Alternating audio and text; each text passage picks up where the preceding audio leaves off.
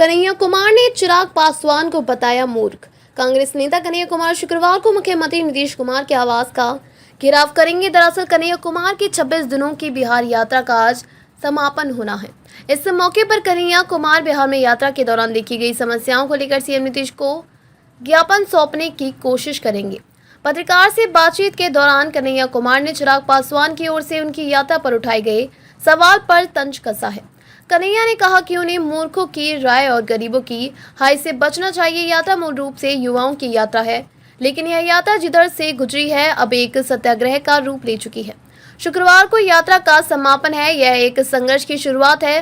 बिहार के जो जरूरी मुद्दे हैं इसका आगाज है। सरकार बनती है, बिगड़ती है, लेकिन कोशिश किया है।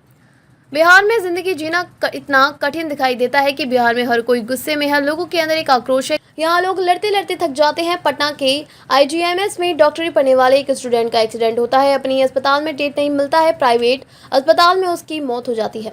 अगर रिपोर्ट चाहिए तो कैग की रिपोर्ट उठाकर देख लीजिए। आप बीमार हैं तो हॉस्पिटल में जाएंगे और तो और बीमार हो जाएंगे। पटना में स्टूडेंट जो पढ़ाई करते हैं उनकी हालत देख लीजिए। यहाँ के छात्रों को पता नहीं है एग्जाम कब होगा। अब हम लोगों की खून पूछता है।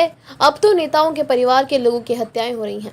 उन्होंने आरोप लगाया कि बिहार में अब नई तरह का सुख नशा चल रहा है। अब नया ड्रग्स आया है, बिहार के गांव-गांव में बिक रहा है। बिहार में सरकार ने जो सर्वे कराया है उसमें 60% लोग ग्रेजुएट नहीं हैं। किसानों, मजदूरों और युवाओं की हालत सबसे ज्यादा खराब है। आखिर में लोगों के पास एक ही उम्मीद का पलायन करना।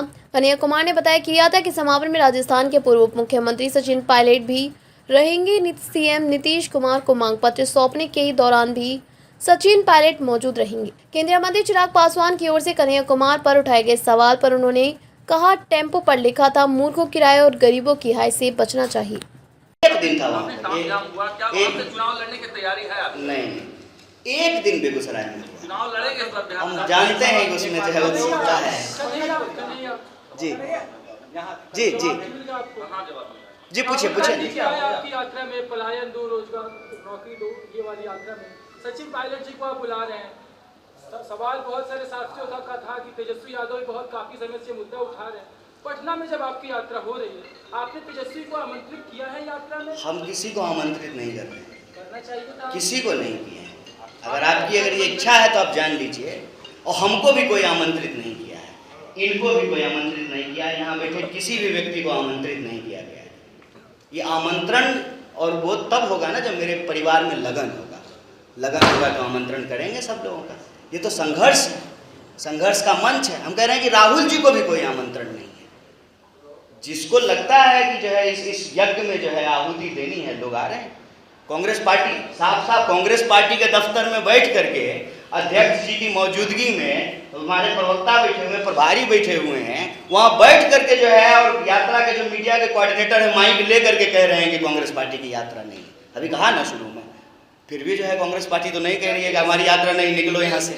देखिए ये संघर्ष है। इस संघर्ष में आप सब बिना बुलाए आमंत्रित हैं। आप भी आइए और आ ही रहे हैं लोग। हमको भी कोई आमंत्रित नहीं किया।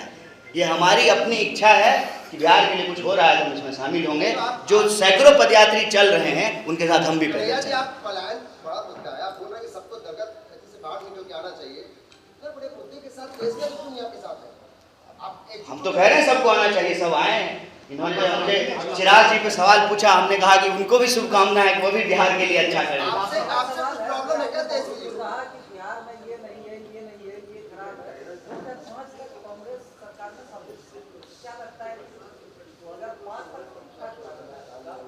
नहीं, ये प्रश्न जब पूछा जाता है तो मैं कई बार इस प्रश्न पूछने के कारणों की पड़ताल करने लगता हूँ।